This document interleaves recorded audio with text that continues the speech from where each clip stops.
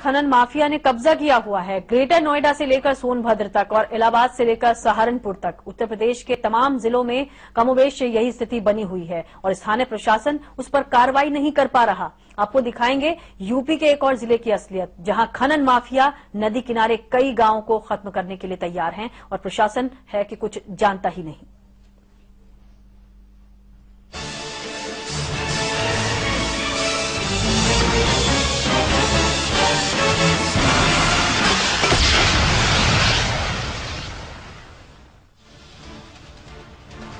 उत्तर प्रदेश के एक और जिले में प्रशासन खनन माफिया के इशारों पर काम कर रहा है। ऐसा हम इसलिए कह रहे हैं क्योंकि अवैध खनन की तरफ न प्रशासन ध्यान दे रहा है, उसके खिलाफ कोई कार्रवाई करना तो दूर की बात है। जालौन में बेतवा नदी में बाढ़ आने के बाद पट्टाधारक नदी में खनन नहीं कर पा रहे थे, लेकिन अब उन्होंने अवैध खनन करने का नया तरीका इजाद किया है। नेताओं के संरक्षण में खनन माफिया ग्राम सभा की जमीन को लूटने में लगा हुआ है। इसकी वजह से न सिर्फ सरकार को करोड़ों का नुकसान हो रहा है, बल्कि कई गांवों को खतरा पैदा हो गया है। बेतवा नदी के किनारे बसा सिमरिया गांव अवैध खनन की वजह से अपने अस्तित्व के लिए संघर्ष कर रहा है। इस गांव को शहर से जोड़ने वाली एकमात्र सड़क पर बालू माफिया ने अपनी नजर गड़ा दी है। यहाँ कई मशीनें लगी हुई हैं। यहाँ 24 घंटे अवैध खनन जारी रहता है।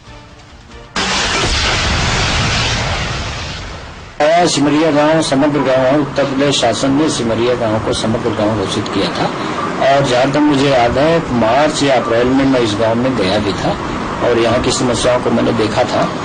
अभी आपने बताया और मैंने देखा भी कि आपके इसमें कि वहाँ अवैध खनन हो रहा है। आपके सामने ही मैंने एसडीएम को और एसओ डकोर को अभी निर्देश दे दिया है कि जाकर के तत्काल अनलॉफुल इलीगल खनन बंद करने। जालौन में बेतवा नदी के किनारे बालू खनन के 31 इलाके हैं। यहाँ नियमों के तहत खनन के लिए 13 पट्टे ही हो पाए हैं। इसके बावजूद पूरे इलाके पर खनन माफिया कब्जा है। हर तरफ जमीन खोदी जा रही है। प्रशासन या तो इससे वाकिफ नहीं या फिर उसने आंखें बंद की हुई हैं। खनन माफिया यहाँ से बेहिसाब रेत और मिट्टी निकाल रहा है। यहाँ रोज टनों मिट्टी निकाली जाती है। रेत ले जाने वाले ट्रकों पर भी किसी की नजर नहीं पड़ती।